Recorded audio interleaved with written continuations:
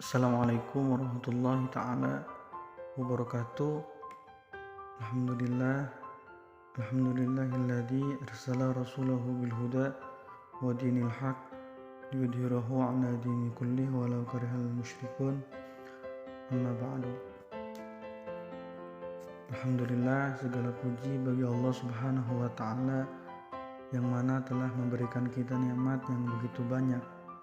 Adapun nikmat yang paling utama yaitu nikmat iman, Islam wal ihsan.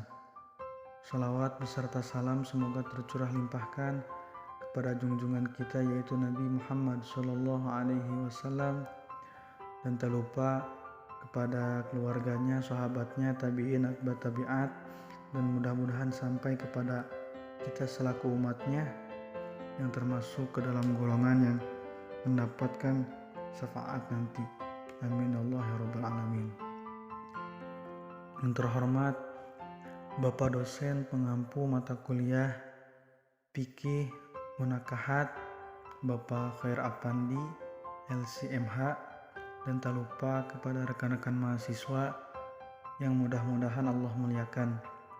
Pada kesempatan kali ini saya Muhammad Najib Wasi Al-Mubarak akan mempresentasikan hasil daripada makalah yang saya buat, yaitu yang berjudul tentang hukum menikah paksa dan akibat hukumnya. Baik, untuk mengefektifkan waktu, langsung saja.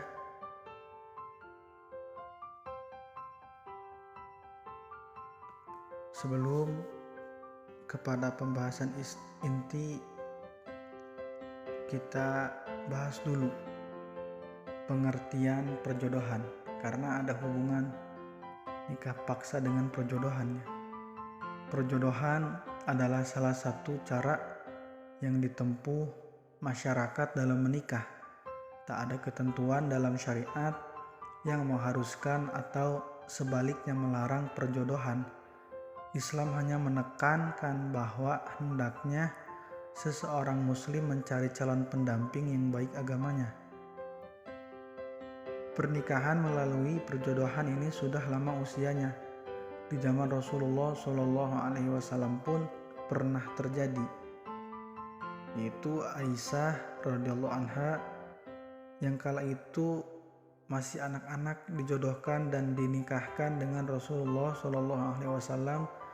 Setelah baligh, barulah Ummul Mukminin Aisyah tinggal bersama Rasulullah Shallallahu Alaihi Wasallam. Dalam sebuah hadis sahih disebutkan seorang sahabat meminta kepada Rasulullah agar dinikahkan dengan muslimah. Akhirnya ia pun dinikahkan dengan mahar hafalan Al-Quran. Dalam konteks ini Rasulullah yang menikahkan pasangan sahabat ini berdasarkan permintaan dari sahabat laki-laki. Meskipun didasarkan pada permintaan, perintah pernikahan datang dari orang lain, yaitu Rasulullah Shallallahu Alaihi Wasallam. Tentu saja dalam persetujuan dari mempelai perempuan. Perjodohan yang dilakukan orang tua untuk anak hanyalah salah satu jalan untuk menikahkan anaknya itu dengan seseorang yang dianggap tepat menurut mereka. Padahal tepat menurut orang tua belum tentu tepat untuk seorang anak.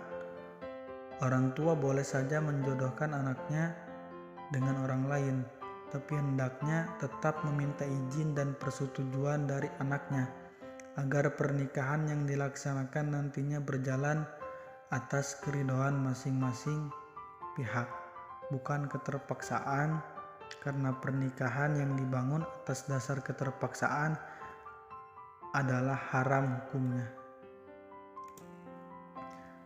Dan jika berlanjut hanya akan mengganggu keharmonisan dalam rumah tangga anaknya kelak.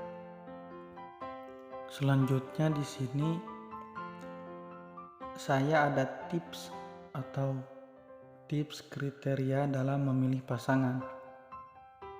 Tugas pokok orang tua bagaimana mendukung dan mendoakan sang anak semoga mendapat kebahagiaan dalam berumah tangga. Sekalipun laki-laki bukan pilihan orang tua.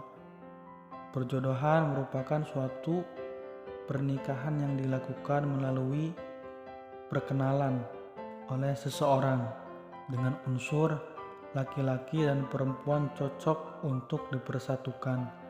Tetapi jika dilihat dari segi negatif, pernikahan ini putusnya hubungan. Islam telah meletakkan beberapa kaidah yang sangat rinci dan detail sebagai pedoman untuk memilih jodoh agar kehidupan rumah tangga mendapat kesuksesan dan terbangun di atas dasar keserasian, saling memahami dan saling mencintai, sehingga muncullah keluarga yang melahirkan generasi yang terdidik di atas nilai keimanan dan akhlakul karimah, serta jiwa yang tenang dan bersih. Adapun kriteria dalam memilih pasangan antara lain, hendaknya memilih jodoh dibangun atas dasar agama. Jadi yang pertama kali yang harus dilihat yaitu agamanya gimana gitu. Yang kedua, hendaknya jodoh dipilih dari keluarga yang bersih dan terkenal kebaikannya dan kesuciannya serta kelurusan akhlaknya, karena masing-masing akan mengikat hubungan kekeluargaan. Jadi yang kedua nasab, keturunan. Selanjutnya yang ketiga jika seseorang laki-laki masih jejaka, hendaknya mencari calon yang masih gadis, semata-mata untuk menjaga keutuhan rumah tangga, sebab kehidupan sangat rentan dengan percecokan dan perselisihan. Yang keempat, hendaknya mencari jodoh yang subur rahimnya. Hal itu dapat dilakukan dengan cara melihat kondisi kesehatannya dan keadaan itu saudari-saudarinya. Jika mereka subur dan pandai punya anak, maka ia pun demikian. Sebuah riset ilmiah menegaskan bahwa lebih dari 80% problematika remaja di dunia Arab itu akibat langsung dari upaya orang tua yang mengharuskan anak-anak mereka supaya menerima pendapat, kebiasaan, dan kepercayaan masyarakatnya. Dengan demikian, hal ini memasang seseorang anak untuk dialog dengan keluarganya, sebab mereka berkeyakinan bahwa orang tua mereka tidak mau tahu problematika mereka, atau berkeyakinan bahwa orang tua mereka tidak bisa memahami atau menyelesaikannya. Jadi begitu ya, ada tipsnya 4 dari saya, dari makalah yang saya buat. Jadi yang pertama harus melihat agamanya, terus kedua nasabnya yang harus baik, ketiga kalau bisa jika laki-lakinya masih perjaka maka mendapatkan jodohnya juga harus gadis. Yang keempat yaitu harus yang subur. Namun yang pernah disampaikan sama dosen atau dosen pengampu mata kuliah fikih jinayat yaitu ada 5. Yang pertama sama, yaitu harus dilihat yang pertama itu dasar agamanya, yang kedua nasabnya, yang ketiga cantiknya, yang keempat hartanya, dan yang kelima saya lupa lagi. Cuman yang bisa diambil dari kesimpulan itu yaitu harus yang diutamakan dasar agamanya. Jika agamanya bagus, maka selanjutnya akan bagus juga. Baik, selanjutnya pada pembahasan inti yaitu hukum dan akibat nikah atau kawin secara paksa. Nikah atau kawin paksa adalah perkawinan yang dimana satu atau lebih calon pasangan menikah tanpa sepengetahuan mereka atau bertentangan dengan keinginan mereka. Kawin paksa berbeda dengan perjodohan karena kedua belah pihak saling mengenal ketika menemukan pasangan dengan bantuan orang tua atau anak di bawah umur. Kawin paksa masih dipraktikkan di berbagai budaya di seluruh dunia, terutama di sebagian Asia Selatan dan Afrika. Sebelum menikah, sebagian orang tua terutama mempelai wanita ingin putrinya mencari suami yang stabil agar bisa menjalani kehidupan yang baik setelah menikah. Tak sedikit juga orang tua mempelai wanita sudah memiliki calon suami untuk putri mereka. Mereka yang dianggap bisa melamar dan menjalani kehidupan setelah menikah. Memaksa anak perempuan untuk menikah dengan laki-laki yang tidak mereka cintai sebenarnya adalah tirani. Bagaimana dengan wanita atau pria bisa bahagia ketika dia harus bersama orang yang tidak dia cintai? Karena tujuan utama pernikahan adalah untuk mendatangkan kebahagiaan bagi kedua belah pihak antara dua pasangan suami istri. Menurut Sayyid Sabiq, sarjana fikih dari Mesir, Islam sendiri melarang pemeluknya untuk menikahkan secara paksa wanita yang masih perawan atau janda dengan pria yang tidak disukainya. Bahkan akad nikah yang dilakukan dengan paksaan akan mengakibatkan batalnya akad tersebut. Pengantin wanita juga berhak menuntut pembatalan perkawinan yang dilakukan oleh walinya secara paksa. Kawin paksa tentu bisa diperdebatkan dalam kasus ini. Banyak sekali alasannya, mungkin ada perjodohan atau mungkin ada cara lain. Kawin paksa adalah haram dalam Islam karena kedua belah pihak hanya bisa mencintai satu sisi atau tidak sama sekali. Setiap orang tua yang mencoba menikahkan putrinya akan menjodohkannya dengan pria yang tidak mereka cintai. Tentu saja adalah sebuah tirani.